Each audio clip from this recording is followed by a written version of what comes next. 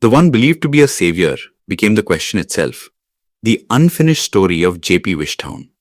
Just pause for a moment and imagine. You invested the biggest earnings of your life, your savings, the money meant for your children's future, into a home. Year after year, EMIs kept getting deducted. The burden of rent continued separately. And every morning began with the same hope on your phone that maybe today some good news would arrive.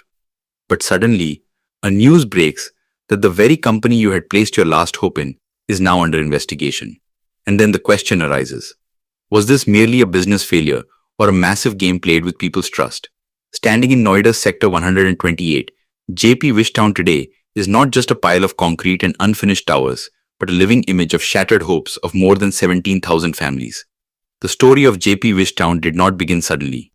Around 2008, when Noida and Greater Noida were considered India's hottest real estate destinations, the JP Group's name was seen as a guarantee of trust. The Yamuna Expressway, the Formula One track, massive infrastructure projects. Everything felt like the future was being built right there. Wishtown was called a city of dreams, where there would be green areas, international standard amenities, and where the dream of Delhi NCR's middle class would come true. People trusted the brochures and the builders' promises without much hesitation. In 2010 and 2011, thousands of families made bookings. Some withdrew their provident funds, some sold land, some borrowed money from relatives. Everyone was told that homes would be delivered by 2015. Initially, construction moved forward, towers began to rise, but slowly the pace of work stalled. First came delays, then deadlines were changed, and then one day the news arrived that JP Infratech Limited was facing a financial crisis. From there began the long wait that exhausted an entire generation. When JP Infratech was declared bankrupt and the matter reached the NCLT, the biggest fear among buyers was that their money might be lost forever. The language of courts, sections of the IBC, and the resolution process. All of this was no less than a foreign language for an ordinary person. But in this darkness, one name emerged. Suraksha Group. In the media, during court hearings, and among homebuyers, the message spread that a big and experienced player had arrived who would bring this sinking ship to shore. Suraksha Group was presented like a savior. It was said that the group had experience in handling distressed assets. The name of its promoter, 𝐮𝐻𝐿 Walia, was highlighted, who has been associated with giant brands like Sun Pharmaceuticals. Pharma, BFSI, real estate. His network was described as extensive across sectors. Homebuyers thought that if such a big name was involved, nothing could go wrong now. Finally, in March 2nd, 2023, the NCLT, and then in May 2nd, 2024, the NCLAT, approved Suraksha's plan. With this approval, hopes came alive once again. The plan was clear. All unfinished flats would be completed in 4 years. A credit line of 3,000 crore would be arranged within 90 days. Equity of 125 crore would be infused. Construction would accelerate, and lives that had been stuck for years would get back on track. Many families once again began dreaming of changing their children's schools, shifting jobs, and planning retirement. But this is where the twist in the story begins. Gradually, questions started to arise as to why the work on the ground was not visible at the same pace as the promises being made. There was some movement in a few towers, but across the entire Wishtown, there was not the level of activity required to complete 17,000 flats in 4 years. Homebuyers began asking questions. And then the revelations that followed shook everyone. Investigations by the Directorate of Enforcement and an FIR by the Delhi Police's Economic Offences branch alleged that the money which should have been used to build the flats was diverted to other companies. In other words, the funds meant for bricks, cement, labor, and machinery were shown on paper as loans and investments and moved elsewhere. Hearing this, the same question echoed in the minds of buyers. Was our trust misused?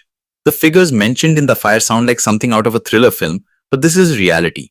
JP Infratech already had funds, built from homebuyers' deposits and toll tax revenues from the Yamuna Expressway, which were kept in fixed deposits. It is alleged that instead of bringing in fresh money, the Suraksha Group began transferring this very deposited capital to its own partner and group companies. 75 crore was given to ITI Gold Loans, in which Lakshdeep Investments holds a 46% stake. This was shown as a loan. 25 crore was sent to ITI Housing Finance, where Lakshdeep has a 59% stake. 135 crore was given to ITI Finance with the stated purpose of vehicle loan financing. On paper, everything may appear proper, but the question is, when 17,000 flats are standing unfinished, why did this money go there? The matter does not end here. JP Infratech subsidiary, JP Healthcare, was sold to Max Healthcare in 2024. By common sense, this money should have gone directly into construction. But the ED alleges that 107 crore received from this sale was invested in ITI Mutual Fund, the same ITI group that is linked to Lakshdeep. And here another link is added. 𝐮𝐻𝐿𝐻𝐿, a director of the ITI Group's holding company, is the son-in-law of Suraksha Group promoter Sudhir Walia. In other words, the money kept circulating in a loop, but bricks did not increase at the site. The remaining funds were also used in a strange manner. Around 397 crore was placed in SBI fixed deposits, and a plot was purchased from ICICI Bank for 105 crore. The question is not whether these decisions were legal or not. The question is whether they were ethical. In a project where people have been waiting for their homes for 10 years, should this really have been the priority? Today, the unfinished towers standing in Wish Town do not just reflect a failure of construction, but also expose flaws in the system. The homes where Diwali lights should have been glowing in 2015 are still in darkness even in 2026. Children have grown up, some buyers have retired, and some have even passed away, without ever seeing their dream homes. Ashish Mohan Gupta, president of the GIL Real Estate Allottees Welfare Society, which has been the voice of homebuyers, says that he had long feared that fund diversion was taking place. The issue was raised several times before courts and authorities, but now the ED report and the FIR have finally proven those apprehensions to be true. For them, this is not just a legal battle, it is a fight for dignity and justice. From Suraksha Group's side, it has been claimed that 5,989 flats have been completed after the takeover. This number may sound large, but when you look at the full canvas of 159 towers and more than 17,000 flats, the work still appears incomplete. And now that cases have been registered against the promoters under IPC sections 406, 420, and 120B, concerns have grown further that this project may once again get entangled in legal complications. There is another layer to this story. The ED had already arrested Manoj Gaur, the former promoter of the JP Group, in November 2nd, 02. That means action on the old builder on one side, and questions being raised about the new savior on the other. Homebuyers now fear that they may get crushed between two grinding stones.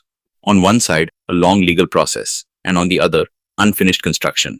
This case is not limited to JP Wish Town alone. It is a warning for the entire Indian real estate sector. When a new player steps in under the pretext of rescuing a project, how crucial monitoring and accountability are is clearly demonstrated by this case. The objective of the IBC is to revive companies, but does it adequately include the protection of ordinary buyers' emotions and money? That question still remains open. Many experts believe that transparency in fund flows is the biggest challenge in real estate, where buyers' money is going and how it is being used. If there is no strong oversight on this, such disputes will keep emerging again and again. The JP Wish Town case may force policymakers in the coming times to think that calling homebuyers merely financial creditors is not enough. They also need real protection. Today, if you stand at the gates of Wish Town and look at those unfinished towers, there is a story hidden behind every window. Someone had dreamed of getting their daughter married in that home. Someone thought they would find peace there after retirement. But today the question is, will these dreams ever come true? The law will do its work, investigations will move forward, and perhaps more names will surface. But time is what has been taken the most from these families. Every passing year not only increases the weight but also weakens trust. And in the end, only this question remains. Will JP Wish Town remain just a wish, or will the dream for which 17,000 families are still waiting ever truly come true? This story is not over yet.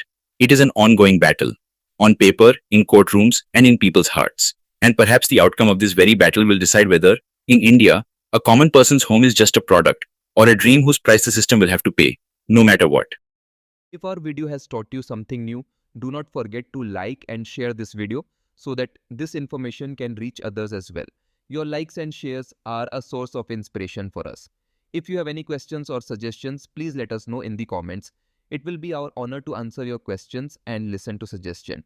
And yes, if you like our content, subscribe to the channel and press the bell icon so that you stay connected with every new story. Thank you. GRT Business YouTube channel sources, news from various news agencies, opinion polls and other public sources.